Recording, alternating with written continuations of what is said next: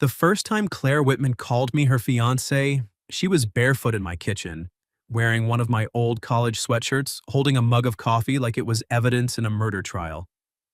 Just for one weekend, she said. I stared at her over the half-built cabinet door on my workbench. That's how people end up on daytime court shows. I'm serious, Marcus. I can tell. You only use my full name when you're about to ruin my peace. For the record, I'm Marcus Ellis, 32 years old, and I make custom furniture for people who have strong opinions about walnut grain. My life had become predictable in a way I claimed to enjoy. Coffee by 6, shop by 7. Dinner alone unless my brother guilted me into wings. No surprises, no drama, and absolutely no more Whitman family events. That last rule existed because 3 years earlier, I had dated Claire's older sister, Lauren. Lauren was beautiful, charming, and so allergic to honesty that I used to joke she should carry an EpiPen for direct questions. We lasted 11 months. The breakup was polite on the surface and humiliating underneath. She told everyone we wanted different things, which was a graceful way of saying she wanted a man with a bigger bank account and a smaller backbone. The only good thing I kept from that relationship was Claire. Not kept exactly, that sounds suspicious. Claire had been around during those months in the way younger sisters orbit family chaos. She was sharp, dry, a little guarded, and always reading the room like she didn't trust it not to collapse. After Lauren and I ended, Claire and I somehow became friends. Real friends. The kind who texted at midnight about broken garbage disposals, bad dates, and whether buying an air fryer counted as emotional growth. She was 30, a graphic designer, and the only woman I knew who could insult your taste in throw pillows and still make you feel seen. So when she showed up at my house on a Thursday morning with mascara under one eye and panic tucked behind her smile, I didn't ask why she had a garment bag in her car. I should have. My cousin's wedding is this weekend, she said. I remember. You threatened to fake the flu. I tried. Mom said she'd come over with soup and a thermometer. Rookie mistake. You should have said rash. Claire gave me a look. My ex is going to be there. That took the humor out of my hands. Evan? I asked. She nodded once. I had only met Evan Shaw twice. Both times he had smiled like a man posing for a yacht brochure and talked to Claire like she was an assistant who had misplaced his calendar. They had been engaged for 6 months before he left her for someone from his firm, then somehow convinced half her family that Claire was too intense. Too intense, in my experience, meant she noticed things men didn't want noticed. RSVP'd with his new girlfriend, Claire said, and Mom has been acting like this is my chance to show everyone I'm fine. Are you? She lifted her mug. I'm drinking coffee in a man's kitchen at 7:30 in the morning, asking him to commit light fraud. What do you think? I should have said no. A smart man would have said, Claire, I care about you, but pretending to be your fiancé at a family wedding, where my ex-girlfriend will also be present, sounds like the kind of emotional obstacle course insurance doesn't cover. Instead, I noticed the way the sleeve of my sweatshirt covered half her hand. I noticed she had curled her toes against the cold floor because she always forgot my kitchen ran chilly.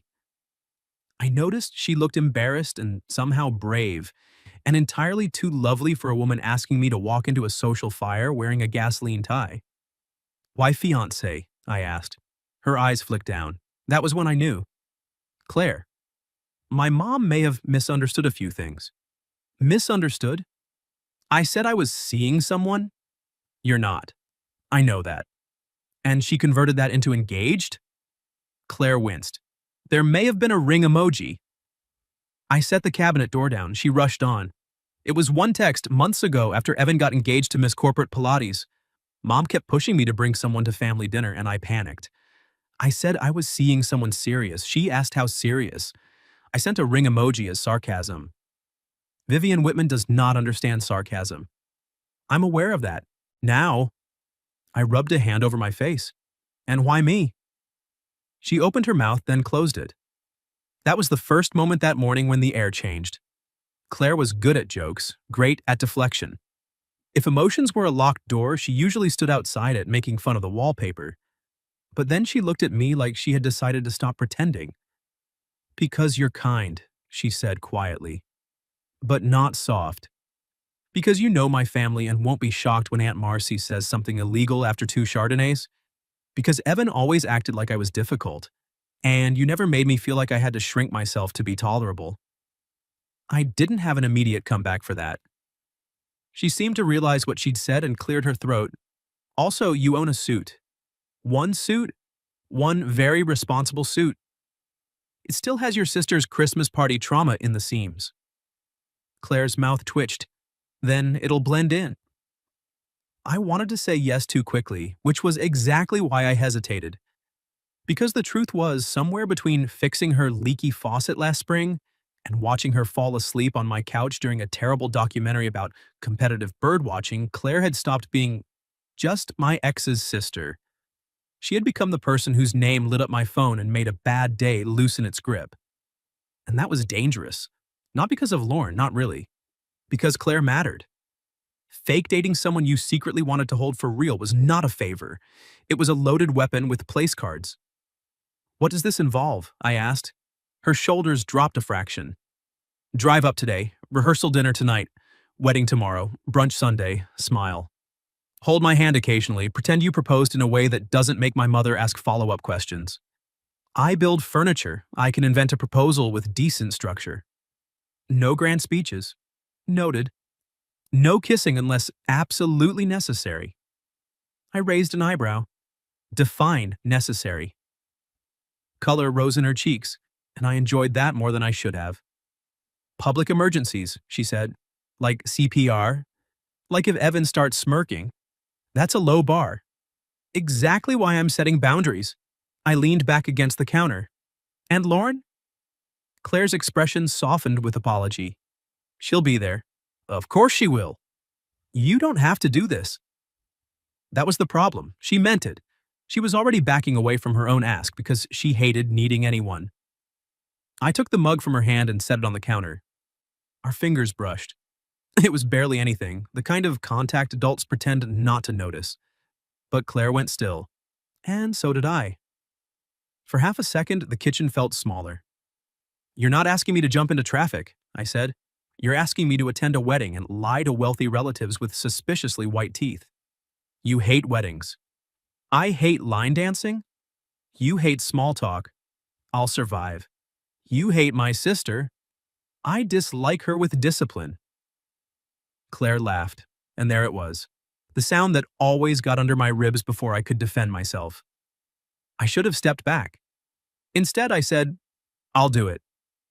Her smile disappeared first, like she didn't trust good news. Marcus. One weekend, I said. Fake fiancé, responsible suit. No kissing unless there's a smirk-related emergency. She looked at me for a long moment. Then she reached forward and adjusted the collar of my t-shirt, even though there was nothing wrong with it. It was an intimate little gesture. Too familiar to be casual, too gentle to be a joke. Thank you, she said. You're welcome. And for what it's worth, her fingers lingered near my shoulder. If I had to invent a fiancé, I could do worse. I smiled. Put that in the vows. We left 2 hours later in my truck. Her garment bag hooked behind the seat, my responsible suit lying flat across the back like it was being transported to trial.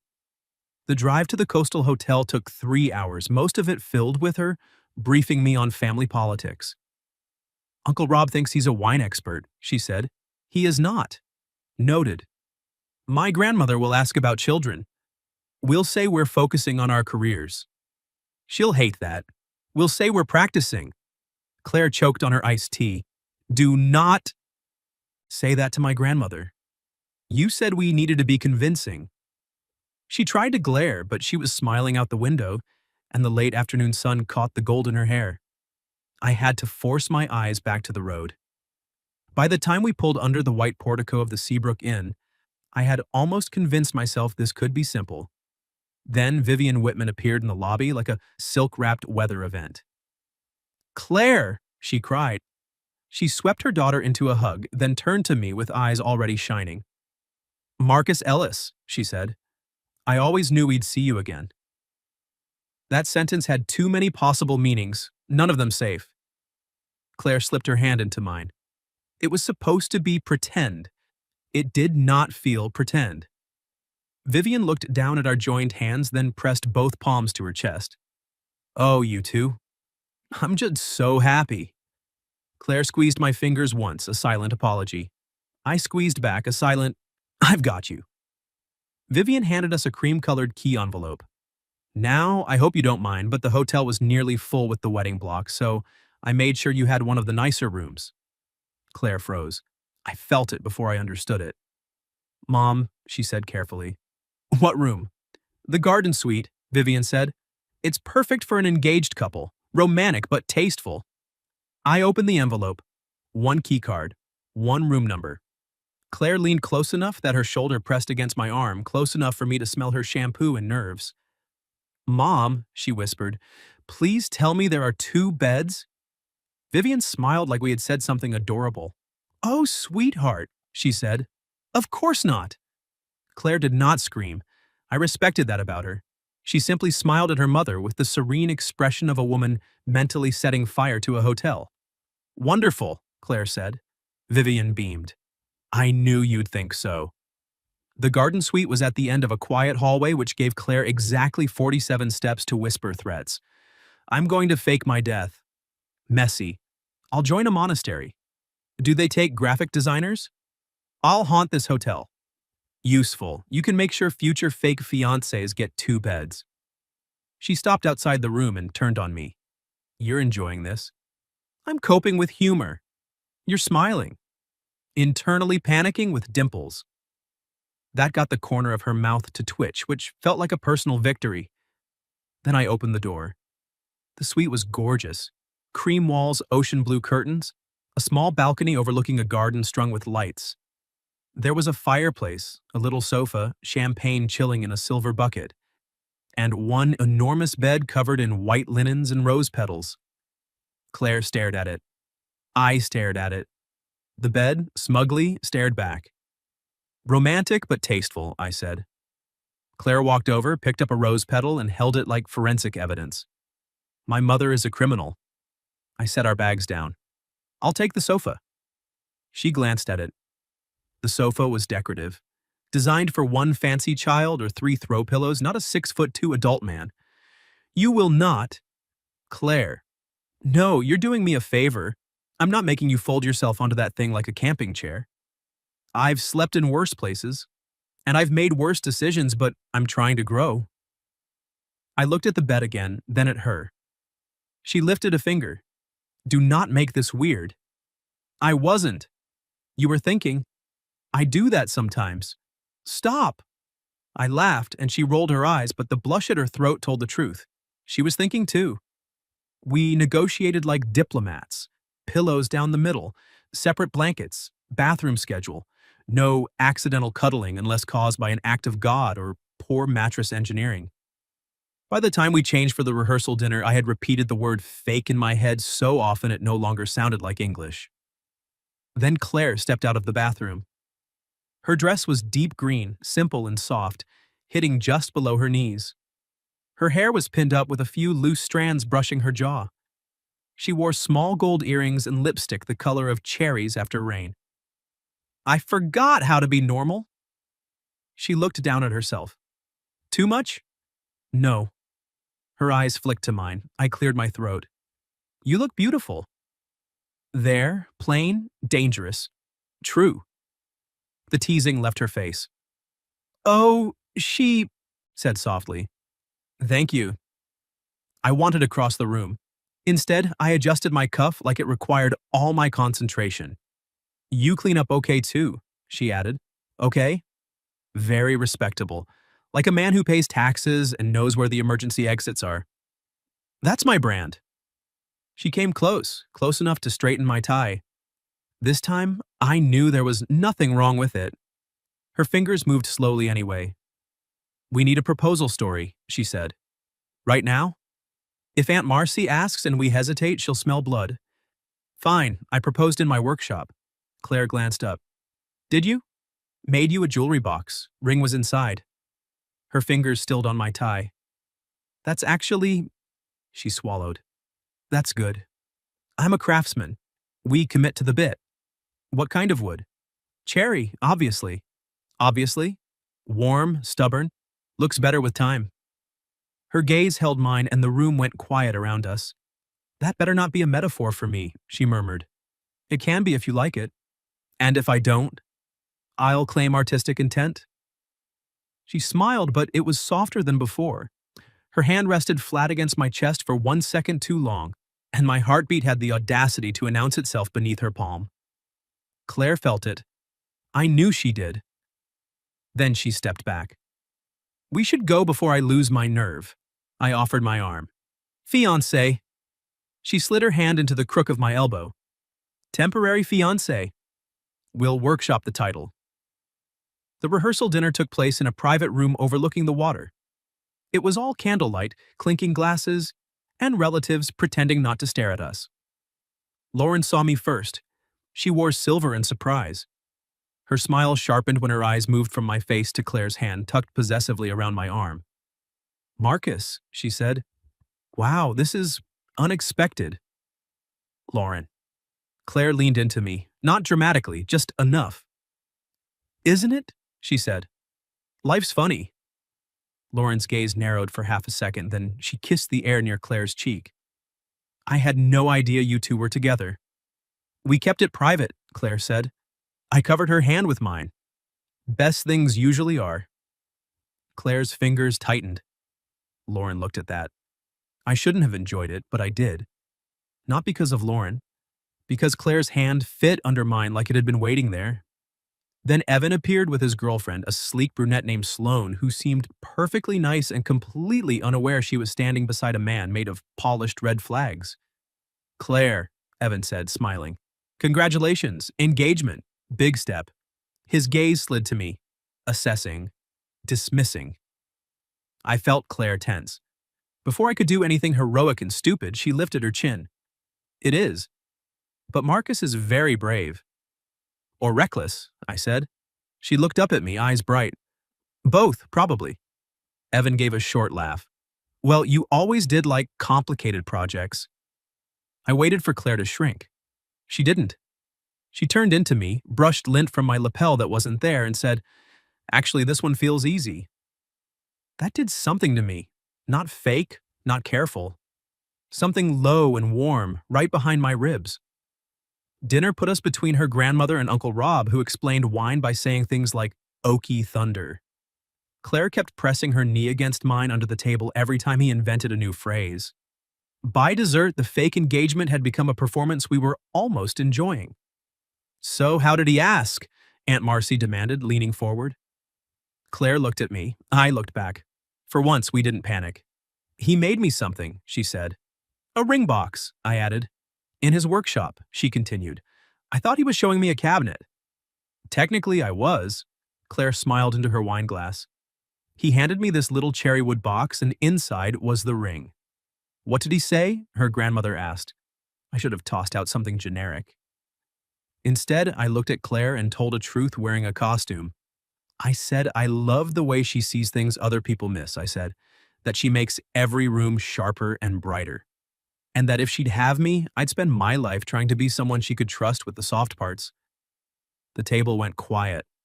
Claire stopped breathing, so did I. Her eyes shone, startled and open in a way I had never seen.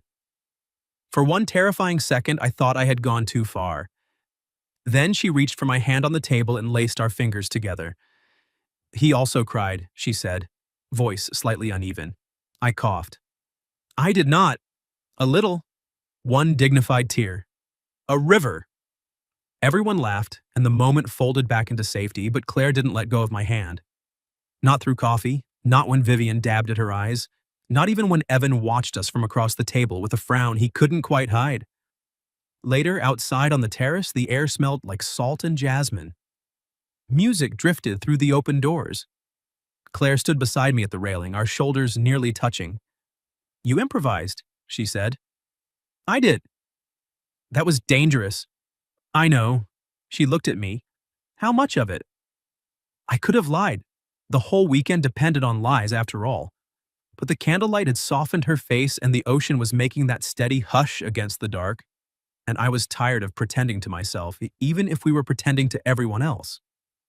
More than I planned, I said. Claire's lips parted. Before she could answer, music swelled from inside, something slow and old-fashioned.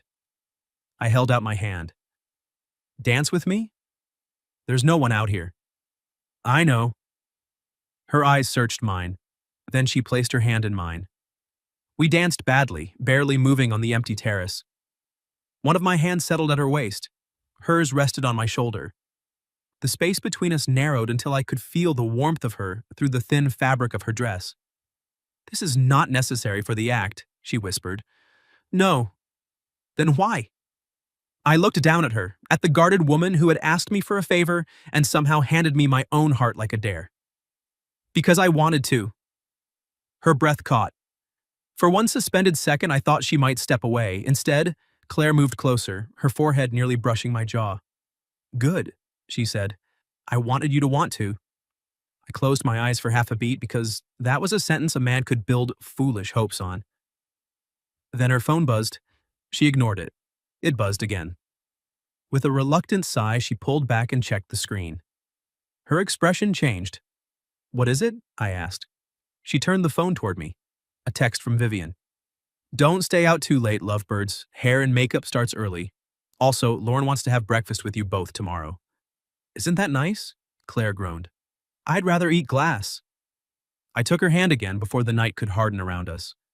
Tomorrow can be complicated, I said. Tonight, we're still dancing. She looked at our joined hands, then back at me, and smiled. Then don't step on my feet, temporary fiancé. The pillow wall lasted 11 minutes, not because either of us did anything scandalous, because Claire took one look at the neat barrier I'd built down the center of the bed and said, That is the saddest fort I've ever seen. It's a boundary structure. It's 2 pillows and fear. High-quality fear. She stood at the foot of the bed in soft shorts and an oversized t-shirt, hair loose around her shoulders, face scrubbed clean. Somehow she looked more dangerous than she had in the green dress. I kept my eyes on the decorative lamp. The lamp had never asked me to fake marry it. Claire climbed under her blanket on the left side. I took the right, lying on my back with the rigid dignity of a corpse at a viewing. After a minute, she whispered, Marcus. Yes. Are you breathing like that on purpose? Like what? Like you're defusing a bomb. I'm trying to be respectful. A pause, then softer. I know. Those 2 words undid me more than flirting would have. The room was dark except for a strip of moonlight across the foot of the bed. Beyond the balcony doors, the garden lights glowed faintly. I could hear Claire shift, then stop. Can I ask you something? She said. Always.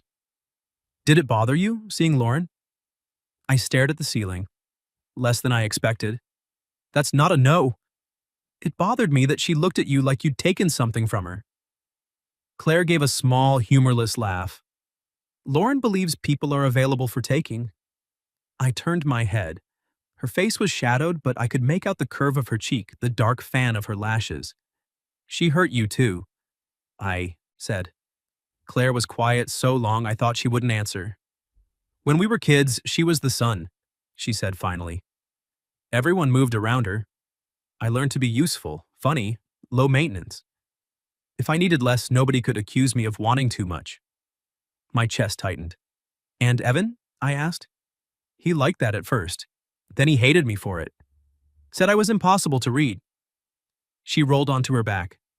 I think he meant I stopped handing him instructions for how to love me. The urge to reach for her was almost physical. You're not hard to love, Claire.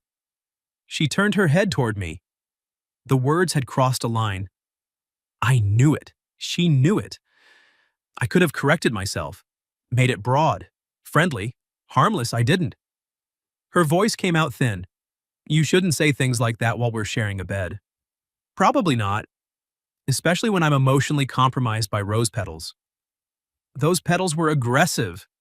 A laugh escaped her, shaky and sweet. Then her hand appeared over the pillow wall, palm up. My heart knocked once, hard. I slid my hand into hers. We lay there in the dark, not touching anywhere else, fingers linked between 2 pillows and every reason we shouldn't. Eventually, Claire whispered, This part doesn't feel fake. No, I said. It doesn't. Neither of us slept much. By morning, the pillow wall had migrated to the floor and Claire was curled toward me, her hand tucked against my chest like it had found its way there without permission. I was on my side, facing her, one arm carefully above my head, as if that made me innocent. Her eyes opened. For 3 seconds, neither of us moved. Then she looked at her hand on me.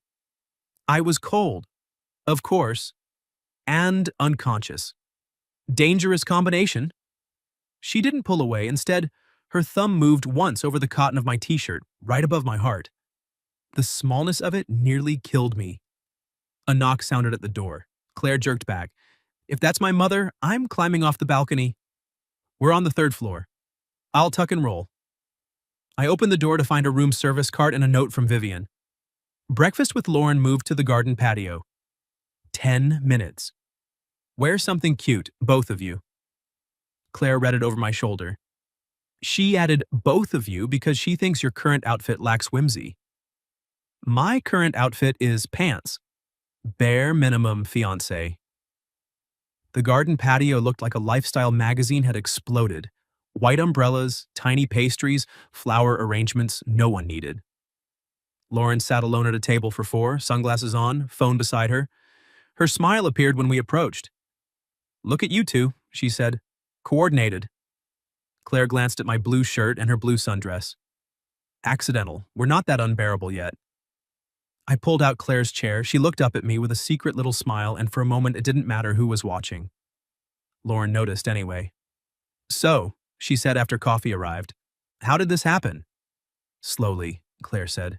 Really, because last I heard, Marcus was still recovering from me. I set down my cup. Claire's hand landed on my knee under the table, not panicked this time. Warning me, choosing the field herself. Were you? She asked me lightly. I looked at Lauren, then at Claire. No, I said. I was relieved longer than I was heartbroken. Lauren's mouth tightened. Claire's fingers squeezed my knee and I covered her hand with mine under the table. Lauren leaned back. Well, honest as ever. I try. And you're okay with this? She asked Claire. Dating someone I dated? Claire's smile thinned. You dated him. You didn't brand him. A startled laugh burst out of me before I could stop it. Lauren removed her sunglasses. I'm only asking because family will talk. They already talk, Claire said. At least now they'll have better material. There she was, sharp, bright, not shrinking. I wanted to kiss her right there over the croissants. Instead, I lifted her hand from under the table and kissed her knuckles. Claire went still. Lauren went silent. I had meant it as performance. Maybe. But Claire's eyes softened in a way that made the patio, the flowers, the whole complicated family circus blur around the edges. Breakfast ended shortly after that. As soon as we escaped to a narrow path, behind the hedges, Claire stopped walking. You kissed my hand, she said. I did. For Lauren. Partly. Her gaze sharpened. Marcus. I took a breath. I liked doing it. The breeze moved through the hedges. Somewhere nearby, staff clattered dishes and wedding guests laughed, but she and I might as well have been alone on an island. Claire stepped closer. You keep saying real things in fake moments. I know. That's unfair. I know that too. Are you trying to confuse me? No. I swallowed. I'm trying very hard not to. Her expression shifted then, less accusation, more fear. What happened Sunday? She asked. The honest answer was waiting like a cliff. I reached up slowly, giving her time to step away, and brushed a loose strand of hair from her cheek. She didn't move. Her eyes fluttered once, then fixed on mine. Sunday we stopped lying to them, I said. But I don't want to go back to lying to myself. Her lips parted. About what? She whispered. I smiled faintly. You know what? I want you to say it. There was the challenge in her, the bravery, the hand reaching through the dark again. I want you, I said. Not because of Lauren, not because of Evan, not because of this weekend. I want you when you're insulting hotel decor and when you're pretending you don't need anyone and when you look at me like you're afraid I might actually stay. Her breath caught hard enough for me to hear. Then she rose on her toes and kissed me. It was not a smirk-related emergency. It was slow, warm, and deliberate. Her hand slid to my shoulders. Mine settled at her waist, pulling her in only when she leaned closer first. She tasted like coffee and nerves, and something I had wanted for too long to name. When she drew back, her eyes were bright. "I wanted to do that last night," she said, "during Uncle Rob's Okie Thunder speech. Especially then." I laughed against her forehead, and she tucked herself into me for one stolen second. Then her phone buzzed. She groaned. "If my mother has scheduled a fertility consultation, I'm leaving the country." But the message wasn't from Vivian. Claire read it, and her face drained. "What?" I asked. She turned the screen toward me. "Evan, we should talk before the ceremony. Privately, you owe me that much." I felt anger rise, fast and useless. Claire looked up before I could say anything. "Don't do the protective jaw thing." "I don't have a protective jaw thing." "You absolutely do." She slipped her hand into mine. "And I don't owe him anything." "Damn right." "But I might talk to him anyway," she said. "Not because he deserves it. Because I want to be done flinching." I studied her face. "Then I'll be nearby if you want me." She smiled, small but real. "I want you nearby even when I don't need rescuing." That was better than trust. That was a choice. I kissed her once more, soft and brief, because she had asked me to say things out loud, and I was learning. "Then nearby is where I'll be," I said. Claire met Evan beside the hotel's side garden where the hedges were tall enough to pretend privacy existed. I waited near the fountain, close enough to be useful, far enough not to insult her courage. She had changed into her bridesmaid dress for the ceremony, pale blue silk that made her look like some expensive dream I had no business touching. Her hair was swept back, her shoulders bare, her posture straight. Evan, in a navy suit and practiced regret, looked like he had rehearsed in a mirror. I couldn't hear every word. I heard enough. "I just think this is sudden," he said. Claire folded her arms. "You texted me privately before my cousin's wedding to comment on my timeline? I'm worried about you." "No, you're curious about whether I'm still available to be affected by you." My mouth twitched despite myself. Evan glanced toward me. "With him?" "Come on, Claire." She looked over too. Our eyes met. I didn't move. Didn't rescue. Didn't perform. I just stood there and let her see me seeing her. When she turned back to Evan, her voice was calm. "Yes, with him." "You expect me to believe you're in love with your sister's ex?" Claire's chin lifted. "I don't expect you to believe anything. That's the nice thing about not belonging to you anymore." Evan's face changed. Not dramatically. Just enough to show the polished finish cracking. "You used to be less cold," he said. "No," she replied. "I used to be more hopeful you'd become kind." That one landed. Evan said something too low for me to catch. Claire listened, then shook her head once. "I don't wish you badly," she said. "But I don't miss you, and I'm not confused because you're uncomfortable." Then she walked away. Not fast, not shaking. Toward me. I swear I had never seen anything sexier than that woman choosing her own exit. When she reached me, I offered my hand. She took it. "Nearby enough?" I asked. "Perfectly." "You were terrifying." I was concise.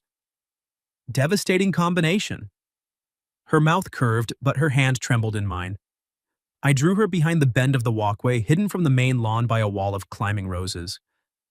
Only then did she exhale. "I thought I'd feel triumphant," she admitted. "Mostly I feel like I need a nap and possibly a pastry. I can provide one of those immediately and the other after the ceremony. A true provider." I brushed my thumb over her knuckles. "I'm proud of you." Her eyes flicked up, vulnerable now that the fight was over. "That matters more than I want it to." "Good." "Good? I like mattering to you." She stepped closer, the blue silk of her dress brushing my suit. "You do." The words were simple. No audience, no fake engagement requirement. My hand rose to her waist. "Claire." "I know," she whispered. "Wedding, makeup, timing." Also, if I kiss you right now, I may ruin whatever professional magic they did to your lipstick. Her gaze dropped to my mouth. Risk assessment? Severe.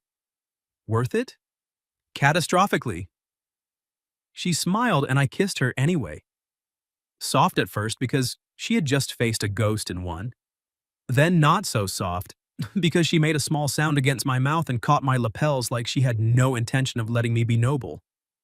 When we broke apart, her lipstick was fine. I was not. She touched my tie, breathless. You look smug. I'm relieved. There's overlap. Come on, temporary fiancé. We have a wedding to survive. The ceremony was held on the lawn facing the ocean. White chairs, pink flowers, a string quartet doing its best against the wind. Claire walked down the aisle before the bride, bouquet in hand, eyes forward. Except once. Once she found me in the second row. And smiled. Not the performance smile. Not the family management smile. Mine. I felt it like a hand pressed flat to my chest. During the vows, I tried to focus on the actual couple getting married. I really did. But the groom promised to choose the bride on ordinary days, not just easy ones, and all I could think was, yes, that, her. Claire caught me watching her afterward during cocktail hour. You're staring, she said. I'm admiring. At least upgrade the vocabulary. You look beautiful. You used that one already. It keeps being true. She rolled her eyes, but pleasure warmed her face. The reception was inside the ballroom, under chandeliers and garlands of white flowers. Dinner blurred into speeches. Uncle Rob compared marriage to a full-bodied Merlot with tax implications. Claire almost choked laughing. Then Vivian stood. Oh no, Claire whispered. Vivian tapped her glass. Before dancing begins, I just want to say how full my heart is tonight. My niece is married, my family is together, and my Claire has finally found someone who looks at her the way she deserves. Claire froze beside me. Vivian turned her damp-eyed smile on us. Marcus, welcome back to this family in the most unexpected and wonderful way.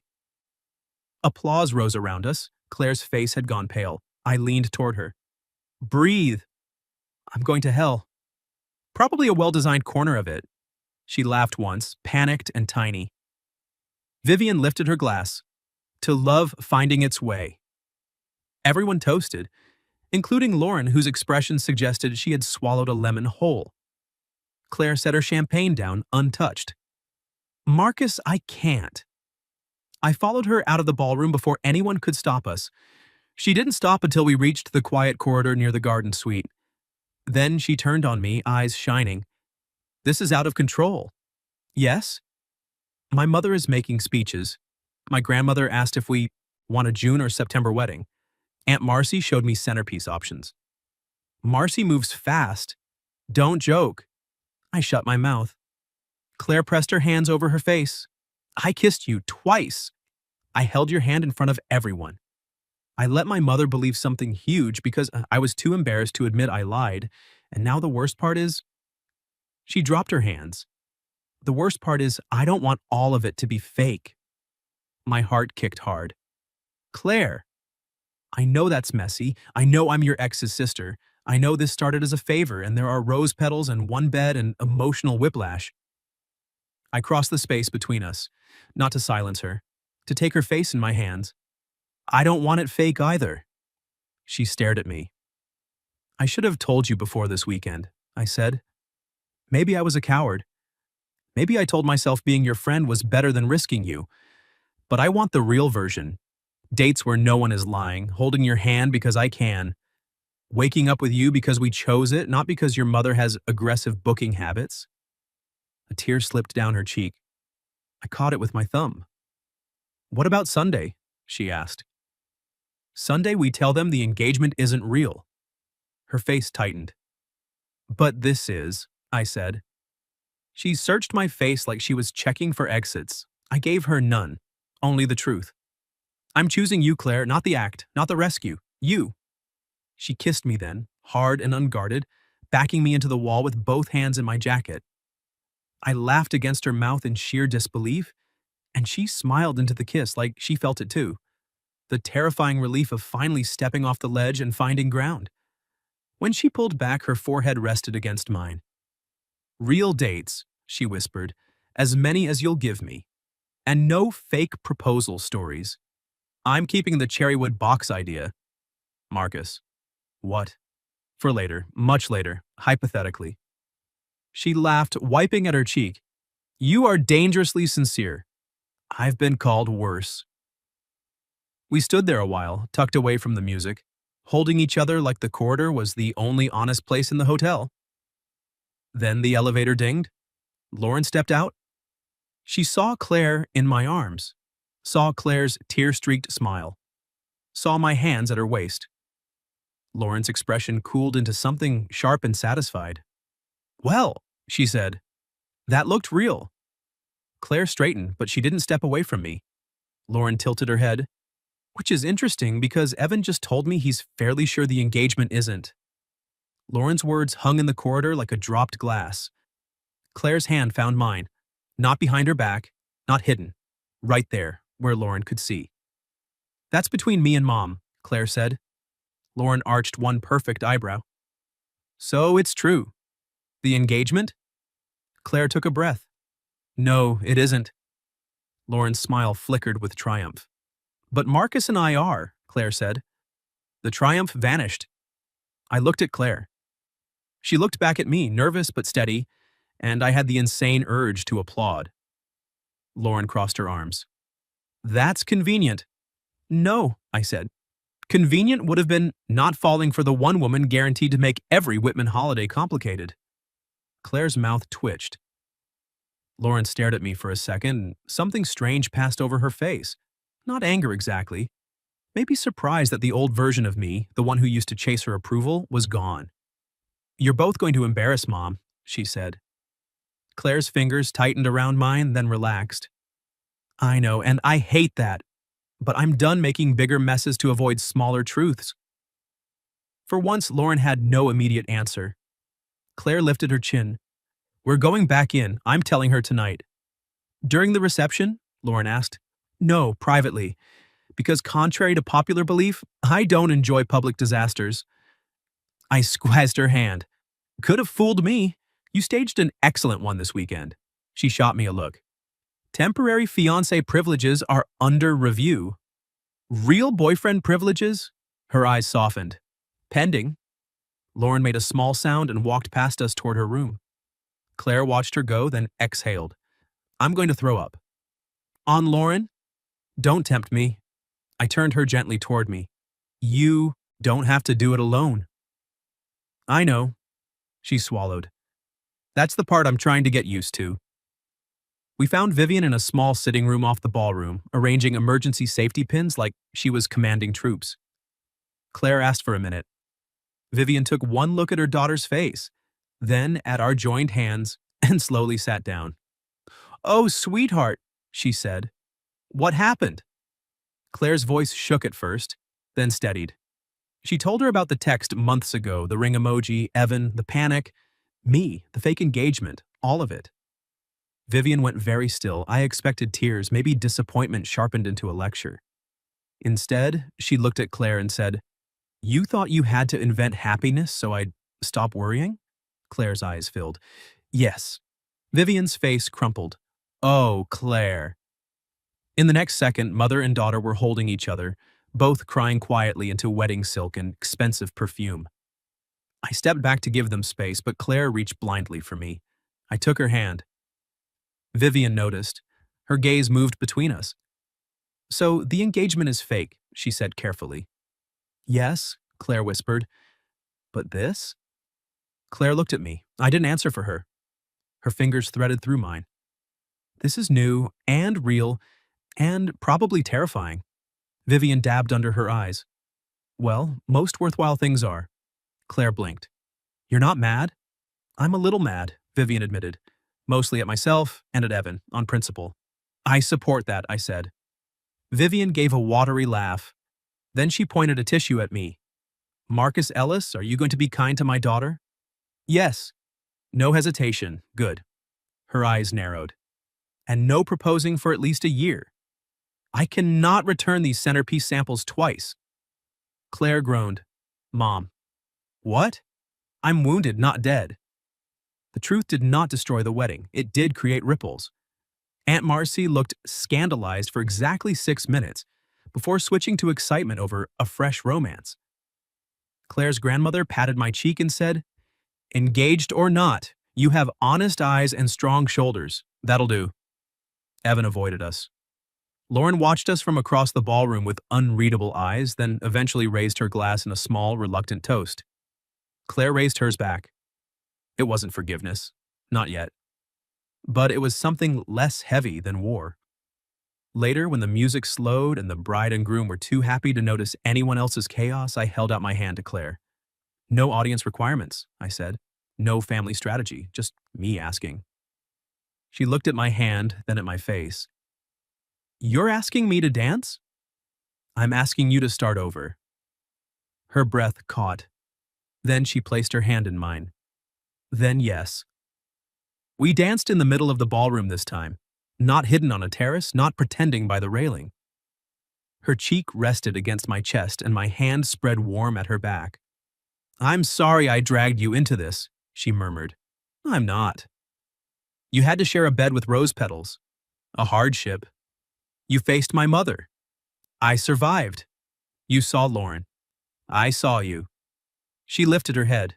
The room blurred again, just like it had on the terrace. But this time, I didn't have to wonder what was real. I love you, I said. Claire went perfectly still. Then her eyes shone and her smile trembled into something brave. I love you too, she whispered, which is wildly inconvenient. I've built custom shelving in houses with crooked floors. I can handle inconvenient. She laughed and I kissed her right there under the chandeliers, in front of her family, my ex, her ex, and Uncle Rob, who loudly declared the moment romantically tannic. By Sunday morning, the garden suite no longer felt like a trap. The pillows stayed on the floor. Nothing happened that we weren't ready for. We just slept tangled together, Claire's head on my shoulder, my arm around her waist, both of us exhausted from honesty. When sunlight came through the curtains, she looked at me sleepily and said, So, real breakfast? Real breakfast. Real coffee? Obviously. Real dating? I kissed her forehead. As real as cherrywood. She smiled against my chest. That metaphor is growing on me. 6 months later, there was a cherrywood box on Claire's desk. Not a ring box, not yet. It held paper clips, spare keys, and the fortune from our first official date. Good things arrived disguised as trouble. She had rolled her eyes when I gave it to her, then cried for 3 minutes and accused me of emotional sabotage. By the following spring, we had built a life that looked ordinary from the outside and miraculous from where I stood. Sunday mornings at the farmer's market, her sketchbooks on my kitchen table, my sawdust on her black jeans, family dinners where Vivian still occasionally introduced me as not the fake fiancé anymore. And Claire would squeeze my knee under the table like our oldest private joke. Lauren and I became civil. Evan became irrelevant. Aunt Marcy remained legally concerning. And one rainy night, almost a year after that wedding weekend, Claire stood barefoot in my kitchen again, wearing my old college sweatshirt, holding coffee like evidence. Only this time, she was smiling. You know, she said, this is where the crime began. I set down the piece of cherry wood I'd been sanding. Light fraud, minimal sentencing. She crossed the room and slipped her arms around my waist. Worth it? I looked at her, at the woman who had asked me to pretend, then dared me to be honest. I kissed her slowly with rain tapping the windows and sawdust on my hands and her laughter waiting against my mouth. Worth everything, I said, and she believed me. What would you have done if your ex's sister asked you to be her fake fiancé for a wedding weekend and her mom booked you a room with one bed? Have you ever experienced anything even close to that kind of complicated romantic situation? Tell me your story in the comments. If you like this one, leave a like, subscribe, and I'll see you in the next video.